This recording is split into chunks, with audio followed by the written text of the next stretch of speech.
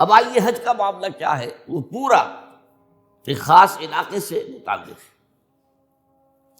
اور ایک خاص شخصیت سے متعلق ہے، یہ بھی نوٹ کر لیں۔ چنانچہ جو آیات میں نے آپ کو سنائی حج کے بارے میں، ان اول بیت وضع للناس للذی ببکۃ مبارکم وہدی للعالمین، یقیناً پہلا گھر جو بنایا گیا لوگوں کے لیے، یعنی اللہ کی عبادت کے لیے، کہ لوگ وہاں جمع ہوں اللہ کی عبادت کے لیے، وہ ہے جو بکہ میں ہے۔ بکہ اور مکہ یہ ایک ہی لفظ ہے، تورات میں بکہ کا لفظ آیا ہے، قرآن مجید میں مکہ۔ یہ تھوڑا فرق جو ہے یہ تلفظ کا ہو جایا کرتا ہے مختلف زبانوں کے اندر، جیسا کہ آپ کو معلوم ہوگا کہ آج کل جو عرب کے لوگ ہیں وہ قاف کو گاف پڑھتے ہیں، گل گم، قم کی بجائے گم، قل کی بجائے گل، اقول لک اقول لک، وہ گاف۔ تو یہ جو ہے فرق ہو جاتا ہے۔ تو بکہ، وادی بکہ، یہ ہے در حقیقت مکہ مکرمہ۔ تو پہلا گھر جو بنایا گیا ہے، اور اس کے بارے میں جو یہ عام طور پر مشہور ہے کہ اس کے معمار حضرت ابراہیم ہیں، یہ بات صحیح نہیں ہے۔ اس کے معمار اول حضرت آدم علیہ السلام خود ہے۔ اول بیت ہے نا، پہلا گھر۔ تو کیا یہ ممکن ہے کہ آدم سے لے کر ابراہیم تک کوئی گھر اللہ کی عبادت کے لیے بنا ہی نہ ہو؟ تو ناممکنات میں سے اولا بیت میں خود دلیل موجود ہے۔ حضرت آدم علیہ السلام نے اس کی تعبیر کی، البتہ اس کے بعد بعض سیلابوں کی وجہ سے یہ عمارت گر گئی، اور کچھ جو وہاں پر آبادی بنی تھی وہ بھی ختم ہو گئی۔ تو ایسے آتے ہیں، آپ کو معلوم ہے کہ یمن میں جب ان کا ایک بند ٹوٹا تھا بہت بڑا، سد معارم، تو پھر وہاں جو اتنی خوشحالی تھی، اور جو وہاں پر جو باغات تھے اور جو کھیتیاں سب برباد ہو گئی، اور وہاں سے لوگ جو ہے نقل مکانی کرنے پر مجبور ہو گئے۔ یہی یمن کے قبائل تھے جو جا کر شام اور عراق میں آباد ہوئے، یہی یمن کے دو قبیلے تھے جو مدینے میں آ کر آباد ہوئے، اوس اور خزرج، یہ یمن کے قبیلے تھے۔ تو اس بند کے ٹوٹنے کے بعد اگر خدا نہ خواستہ اگر ہمارا تربیلا ڈیم ٹوٹ جائے کیا ہوگا؟ پچھلے دنوں خبریں آئی ہیں اخبارات میں کہ ہندوستان میں غور ہو رہا ہے اس پر کہ تربیلا ڈیم کو اڑا دو۔ وہ سوچ رہے ہیں پاکستان کو ختم کرنے کی سبیل کیا ہو سکتی ہے؟ تو بڑی سمپل ہے اور بڑا آسان کام ہے، بمبارڈمنٹ کر دینا جو ہے۔ ٹھیک ہے، ان کا جہاز آئیں، کچھ کو ہم گرا بھی لیں گے، کچھ تو آ کر جو ہے وہاں پر وہ اپنے بم جو ہے وہ ہدف کے اوپر گرا جائیں گے، کیا ہوگا؟ یوں سمجھیے کہ جو سونامی کا آیا تھا سیلاب، وہ سونامی کا سیلاب آئے گا بھارت پاکستان کے اوپر، اب ہر چیز تباہ و برباد ہو۔ کم سے کم یوں سمجھیے کہ تقریباً 100 میل کی چوڑائی میں، اور یہ سب جو ہے ریگستان بن جائے گا، ہر چیز ختم ہو جائے گی، خدا نہ خواستہ۔ تو بہرحال سد معارف کے بعد یہ صورتحال واقع ہوئی تھی۔ تو اس کے بعد سے یہ جو ہے یہ اللہ کا گھر یہ جو ہے گرا ہوا تھا۔ اس کی کوئی اب صرف یہ کہ قواعد رہ گئے تھے، قواعد کہتے ہیں جو بنیادیں ہوتی ہیں، وہ پھر اللہ تعالیٰ نے حضرت ابراہیم کو بتائی کہ یہ ہیں وہ بنیادیں جن پر کہ وہ گھر ہوتا تھا۔ وَإِذْ يَرْفَعُ إِبْرَاهِيمُ الْقَوَاعِدَ مِنَ الْبَيْتِ وَإِسْمَاعِيلُ، ان بنیادوں پر حضرت ابراہیم اور اسماعیل نے مل کر دو معماران حرم نے یہ عمارت جو ہے دوبارہ تعمیر کی ہے۔ تو گویا کہ حضرت ابراہیم علیہ السلام معمار دوم ہے، معمار اول اس کا جو ہے وہ خود حضرت آدم علیہ السلام۔ فی آیات بینات مقام ابراہیم،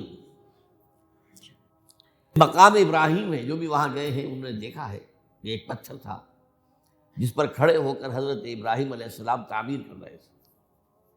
اب آج تو آپ کو معلوم اسکیفولڈنگ لگ جاتی ہے، بانس لگ گئے، یا آج کل تو جو ہے پائپ جو ہے لوہے کے اس سے لگا کر، تو جیسے جیسے عمارت اٹھتی جا رہی ہے اسی طریقے سے اس کے ساتھ جو ہے وہ چل رہے ہیں اور ان کے اوپر کھڑے ہو کر تعمیر ہو رہی ہے۔ تو اس وقت کچھ نہیں تھا، تو ایک پتھر ایسا تھا کہ جو خود بخود اٹھتا تھا اللہ تعالیٰ کے اٹھانے سے، یا یوں کہیے کہ ملائکہ کے اٹھانے سے، اور اسی پر حضرت ابراہیم کھڑے ہو کر وہ پتھروں کے اوپر پتھر رکھتے جا رہے تھے، اور اس کی وجہ سے اس پتھر کے اوپر کتنی دیر کھڑے رہنا ہوا ہوگا حضرت ابراہیم علیہ السلام کا کہ اس پر ان کے پاؤں کے نشان بن گئے۔ وہ ہے مقام ابراہیم، جو آپ نے دیکھا ہوگا کہ وہاں ایک بہت خوبصورت قسم کا ایک پنجرا سا بنا ہوا ہے اور اس کے اندر وہ مقام ابراہیم ہے۔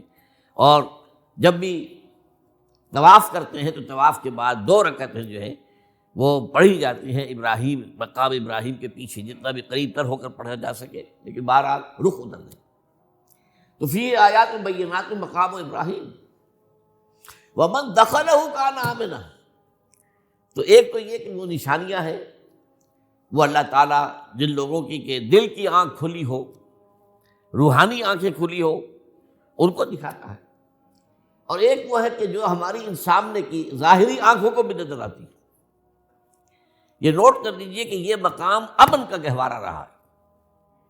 عرب میں لوٹ مار، قتل، غارت، قتل کے بدلے میں قتل، پھر قتل کے جواب میں قتل چلتا تھا، لیکن اس وقت بدترین دور میں بھی عربوں کا معاملہ یہ تھا کہ کوئی شخص فرض کیجئے کہ وہ کئی مہینے سے اپنے باپ کے قاتل کو ڈھونڈ رہا ہے تاکہ قصاص لے سکے، بدلہ لے سکے، اسے قتل کر سکے، اسے کہیں نظر نہیں آ رہا، اچانک حرم میں نظر آ جاتا ہے، وہاں وہ نقصان نہیں پہنچائے گا اسے۔ یہ امن کا گھر ہے، اللہ تعالیٰ نے اسے امن کی جگہ بنایا ہے، بلد الامین کہا گیا ہے اس کو، امن والا شہر۔ تو یہ جو ہے، یہ تو آج تک بھی اس کی جو برکت ہے وہ نظر آتی ہے۔ ومن دخلہ کان آمنا وللہ علی الناس حج البیت من استطاع الیہ سبیلا، اور اللہ کا حق ہے اپنے بندوں پر کہ وہ حج کریں اس کے اس گھر کا جو کوئی بھی استطاعت رکھتا ہو سفر کی۔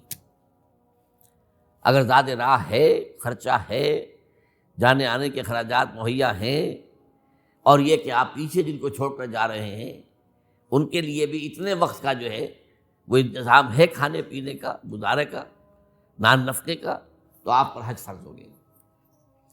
اب اگر اس فرضیت کے بعد کوئی شخص تاخیر کرتا ہے تو وہ بڑے گناہ کے اندر مبتلا ہے۔ جیسے ہی فرضیت ہو جائے، پہلا کام جو ہے، پہلا قرض جو ہے، یوں سمجھیے یہ اللہ کا قرض ہے بندوں پر۔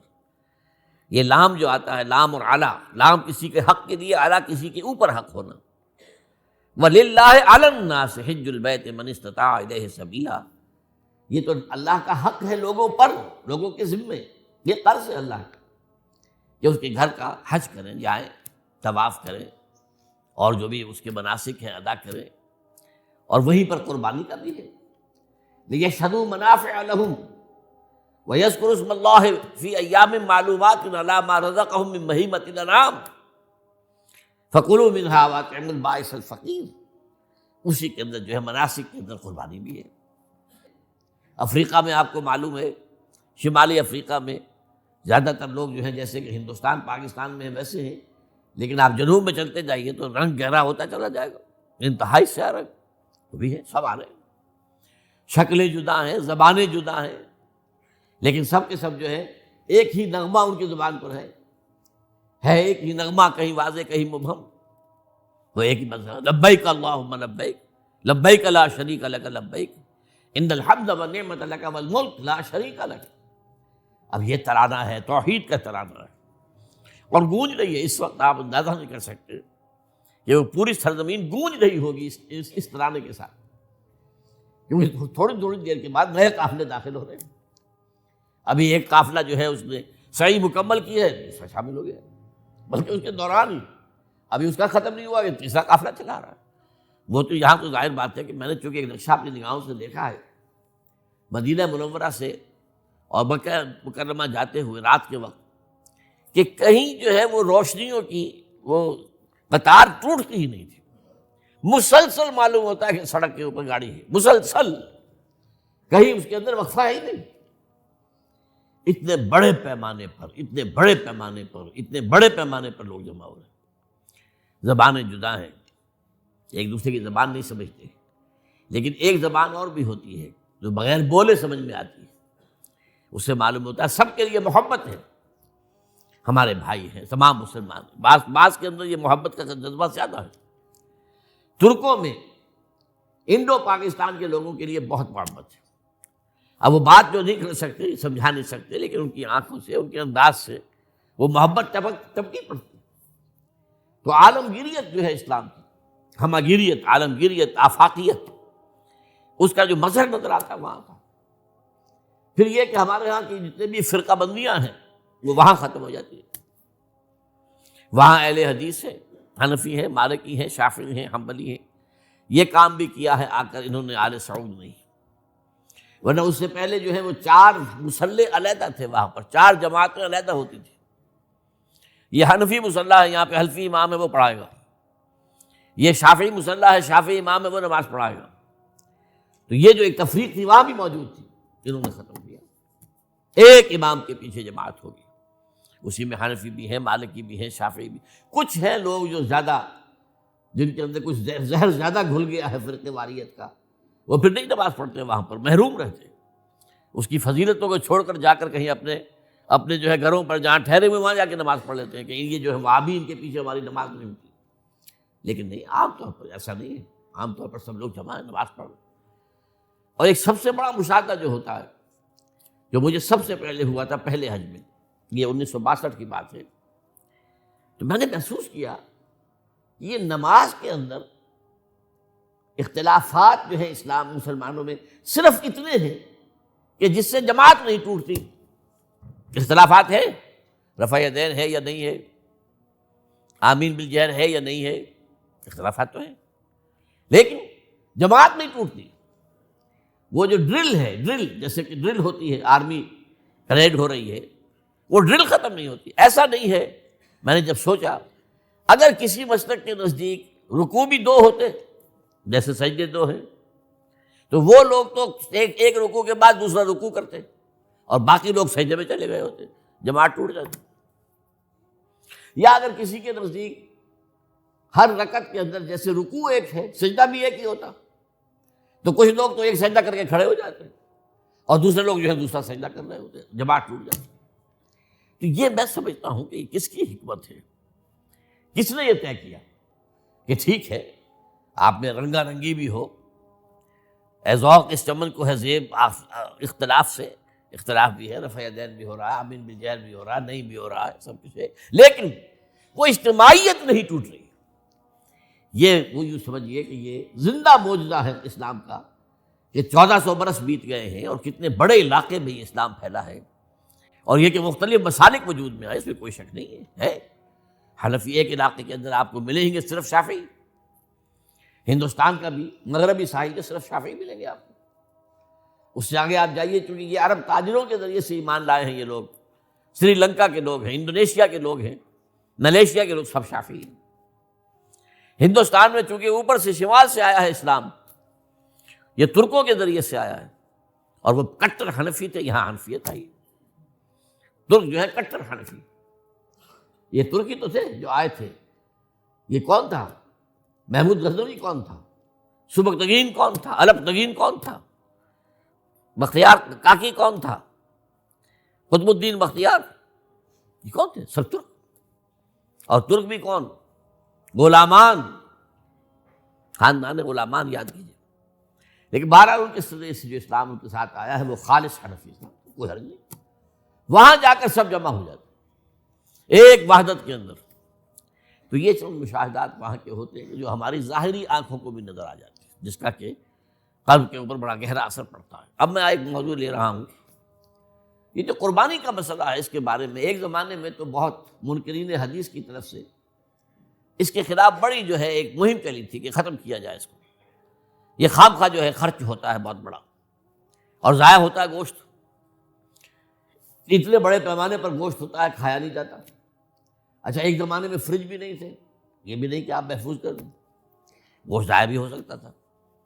اور بھی چیزیں جو ہے وہ گوشت کی وہ صحیح طور سے استعمال نہیں ہوتی تھی. تو اس کے اوپر بڑا پروپیگنڈا منکرین حدیث کا رہا کہ یہ جو ہے قربانی صرف حج کے موقع پر ہے. میں اس کی نفی کے لیے آج آپ کو بتا رہا ہوں کہ سورہ حج کے اندر جو 2 رکوع ہیں، ایک چوتھا ایک پانچواں، چوتھے رکوع میں بھی قربانی کا ذکر ہے، پانچویں میں بھی قربانی کا ذکر ہے. یہ ایک دم جو ہے ایک جگہ پر جو دو طرح کی قربانیوں کا ذکر ہو رہا ہے، یہ کیوں ہو رہا ہے؟ چوتھے رکوع میں وہ مناسک حج کے ساتھ اس کا ذکر ہے، وہاں جو فرمایا گیا لِيَشْهَدُوا مَنَافِعَ لَهُمْ وَيَذْكُرُوا اسْمَ اللَّهِ عَلَىٰ مَا رَزَقَهُم مِّن بَهِيمَةِ الْأَنْعَامِ فِي أَيَّامٍ مَّعْلُومَاتٍ عَلَىٰ مَا رَزَقَهُم مِّن بَهِيمَةِ الْأَنْعَامِ فَكُلُوا مِنْهَا وَأَطْعِمُوا الْبَائِسَ الْفَقِيرَ۔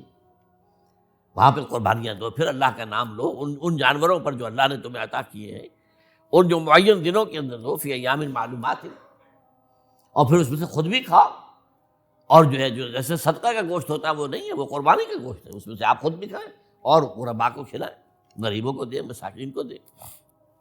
تو یہ پورا حکم آ چکا ہے چوتھے رکوع کے اندر۔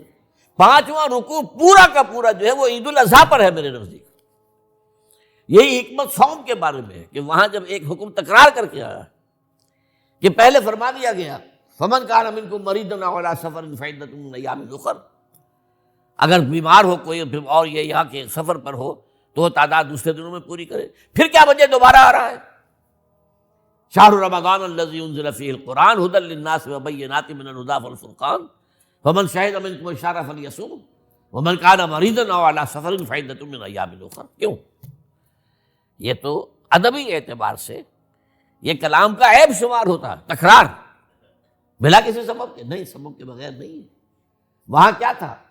وہاں ان دو رعایتوں کے ساتھ تیسری بھی شامل تھی کہ اگر صحیح ہو اور مقیم ہو پھر بھی روزہ نہ رکھو تو ایک مسکین کو کھانا کھلا دو۔ یہ رعایت ختم ہوئی ہے رمضان کے روزے کے ساتھ، اب رکھنا پڑے گا روزہ، اور اگر بیمار ہو یا سفر پر ہو تو ٹھیک ہے دوسرے دنوں میں پورا کرو، پورا کرنا لازم ہے اس کا۔ تو یہ چیز جو ہے یہ در حقیقت کسی وجہ سے ہوتی ہے۔ بالکل یہی بات ہے سورہ حج کے چوتھے رکوع کے اندر، وہ جو قربانی ہے حج کے ساتھ اس کا ذکر آ چکا۔ اب سنیے یہ جو آ رہا ہے، فرمایا وَلِكُلِّ أُمَّةٍ جَعَلْنَا مَنْسَكًا، ہر امت پر ہم نے ایک جو ہے قربانی کا معاملہ نازل وہ جو ہے فرض کیا ہے۔ میں نے چونکہ آج شروع میں کہا تھا کہ صوم اور حج میں کچھ مشابہتیں ہیں۔ دیکھیے صوم کا حکم بھی آیا تھا تو کس طور سے آیا تھا؟ یا ایھا الذین آمنوا کتب علیکم الصیام کما کتب علی الذین من قبلکم لعلکم تتقون، اہل ایمان تم پر روزہ رکھنا فرض کیا گیا جیسے کہ فرض کیا گیا تھا ان پر جو تم سے پہلے تھے۔ یہاں پر اسی حوالے سے بات ہو رہی ہے کہ اے مسلمانوں یہ قربانی صرف تم پر فرض نہیں کی جا رہی، یہ تو ہر امت پر، ہر نبی ہر رسول کی امت۔ وَلِكُلِّ أُمَّةٍ جَعَلْنَا مَنْسَكًا لِيَذْكُرُوا اسْمَ اللَّهِ عَلَيْهَا، تاکہ وہ نام لیں اللہ کا، عَلَىٰ مَا رَزَقَهُم مِّن بَهِیمَةِ الْأَنْعَامِ، جو کچھ اللہ تعالیٰ نے انہیں رزق دیا ہے، یہ چوپائے جو ہیں حیوانات قسم کے، ان پر اللہ کا نام لے کر چھری پھیری جائے، اللہ کے نام سے ان کو ذبح کیا جائے۔ فَإِلَٰهُكُمْ إِلَٰهٌ وَاحِدٌ فَلَهُ أَسْلِمُوا، تو یہ جان لو کہ اس قربانی کی اصل روح کیا ہے؟ وہ یہ ہے کہ اللہ تمہارا ایک الہ ہے، اسی کے سامنے تمہیں سر جھکانا ہے۔ یہ روح تقویٰ اگر نہیں ہوگی تو یہ قربانی بے معنی ہو جائے گی۔ نماز و روزہ و قربانی و حج یہ سب باقی ہیں، تو باقی نہیں ہے۔ جب اللہ تعالیٰ کے ساتھ تعلق نہیں ہے تو یہ ساری چیزیں ریچولز بن جائیں گی۔ اب یہ بھی ہوتا ہے 20-20 25-25 ہزار کے بکرے جو ہیں وہ لوگ لیتے ہیں، پھر ان کو گھماتے ہیں پھراتے ہیں، ان کے اوپر ریشمی چادریں چڑھاتے ہیں، جو ہے وہ مہندی لگا کر، بہرحال وہ چیزیں جو ہیں یہ اظہار اس طرح کا یہ تو پسندیدہ نہیں ہے۔ تو یہ تو لوگوں کو دکھانے کی بات ہے اور اپنے پیسے کی جو ہے اپنی دولت کے اظہار کا ایک ذریعہ ہے، لیکن یہ کہ بہرحال قربانی انسان کرے اور یہ کہ اس کے اندر روح جو ہے تقویٰ کی وہ موجود ہوگی۔ فَإِلَٰهُكُمْ إِلَٰهٌ وَاحِدٌ فَلَهُ أَسْلِمُوا وَبَشِّرِ الْمُخْبِتِينَ، اور اے نبی ان لوگوں کو بشارت دے دیجئے کہ جو اللہ کے سامنے جھکے رہتے ہیں،